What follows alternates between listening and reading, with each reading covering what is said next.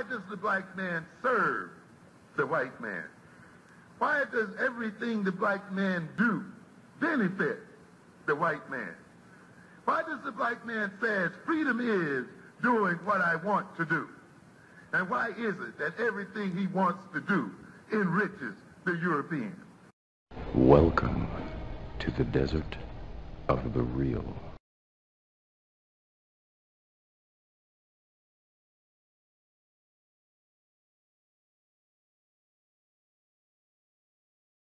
Can I ask a question just to follow up on that? I'm all ears, bro. Is it easier to establish these institutions when you have an actual government, or do we expect to establish these institutions by osmosis? You give a bunch of people some money and then organically it just turns into a black institution? Like, which would be a better way to get the institutions that we want? If we were organized or if we were disorganized? Well, obviously the answer is organized, but I will say this. I'm not advocating for people to just, or saying people are going to just naturally through osmosis decide to do the right thing and form organizations once they get giant amounts of money. I think that there already are some small budding organizations, not ADOS affiliated right now, that just simply do not have funding. Look at how many Black Lives Matter organizations there were. And guess where that money went? Right. Nowhere. But this just proves my point. Hold on, I say this real quick and I'll let you go. These people, once they started getting money from white people, those white people could dictate what they wanted to hear. When we get this in policy, and they have, like, all we want to do, man, is be protected on Native American level. If we can get that, we're straight.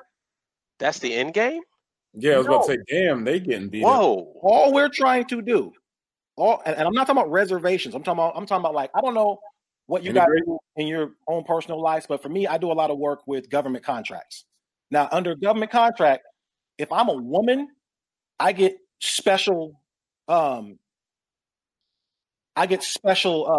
ranking to where they have money set aside if I'm a woman-owned business. White if women. I am Native American, special money. But if I'm black, it just goes under the pool of minority. I got to fight with everybody else. We want a black category.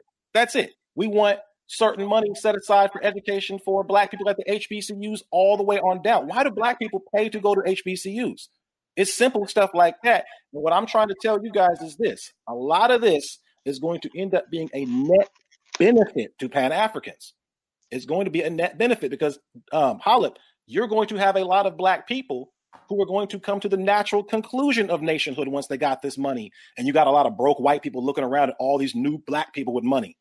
It's not going to just be, this is how I see it going down. How much money do you think each individual black person is going to get? And why do you even think that that's the way that reparations should be doled out? Okay. Again, I do not think that a check is going to be the only form. I do not think they're going to add up, $14 trillion and divide by 48 million. That's not what's going to happen. But just for shits and giggles, let's say the actual cash amount after education, after your taxes are removed, after the other things I'd like to see be a part of this package, I wouldn't really need to see much more than $300K liquid in my personal account. Now you're talking about, let's say the base was $300K liquid. And again, this is just me here talking. This is not King Adolf talking. This is me talking. 300 liquid between the average African-American citizen, plus education, plus no tax, plus the home buying voucher that your grandfather didn't get after the war. I also would need something because this is also something that I'm having a problem with that I can't figure out a way around. Black folks, even when you do have the money to buy a house and you buy it in a black neighborhood, your home value isn't worth as much. The system's rigged. I did a whole video on that. It's rigged. So we're not advocating for a check. All of us know if we got a check tomorrow, they just raise the price on everything the next day. So we're not. I want to ask you something because and I'm not being sarcastic. I swear to you, I'm not being sarcastic. I'm listening, bro. But I always, when I'm by myself, I sit back and I always ask myself, am I crazy? And I'm going to ask you why. What government do you white folks have here in the United States? It's called the United States government. It ain't a bunch of scattered organizations here and there. They have a government that works in their interest. Facts. True. When are we going to get it through our thick fucking skulls that we need our own government? We need our own land. We need to control our infrastructure. We need to have complete, total social, economic, and political control of our environment. That's the answer. Not sitting up here playing these games with white people. I mean, that should be the end game. Why in the fuck would that not be the end game? It makes no sense to me. We're going to sit here. So the end game in America is for us to have the same status as Native American. So we're going to sit up here and be still under the socioeconomic and political domination of white folks. No, there's not Native Americans. That's the end game. Native Americans would be a problem, man. That would be a problem. Would you say? But do y'all feel what I'm saying? Why is it that we so fearful of pulling the trigger on having our own shit? Because every leader that's just some fucking fairy dust and fucking unicorns. I would say every leader that actually did that was killed and assassinated, right? And then majority of the information, their ideologies, their methodologies, those things are not provided to majority of Black people. So Marcus Garvey, you talk about the Honorable Dr. Khalid Muhammad, Dr. Amos Wilson, Dr. Bobby E. Wright. These people are not known of to the majority of Black people, who is small space of, small understanding of Martin Luther King. I had a dream, integration, but his nationalism is not something that's provided. So I think, like you said, it's not so much about also partly being scared. And it's not even something that somebody understands that they need to do. They really bite into like the Constitution, or like he said earlier, the system's rigged. The system's not rigged. The system's operating. It's operating exactly the way that it's supposed to be, because that's what it was built for. You were built here to build this place and work for this and get raped and all these different types of things.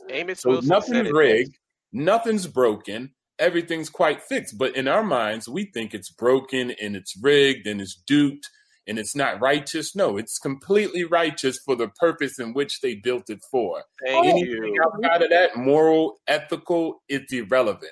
Thank you. Amos Wilson. Oh, I'm sorry. Let me just make this one statement. Amos Wilson said this before in a lecture, and it literally changed my life when I heard him say this, because I never heard anybody just put it this plainly. Yeah. He asked, what were African Americans or Africans brought over to America for? Labor.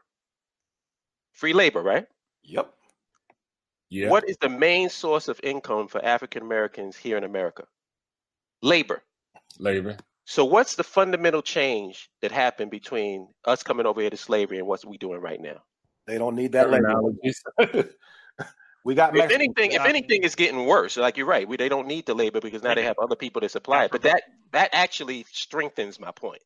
The constant remains. That's what Dr. Amos Wilson said. The European constant remains. No matter how much it changed, the terminology or whatever, it's the same constant in service of European domination and European power.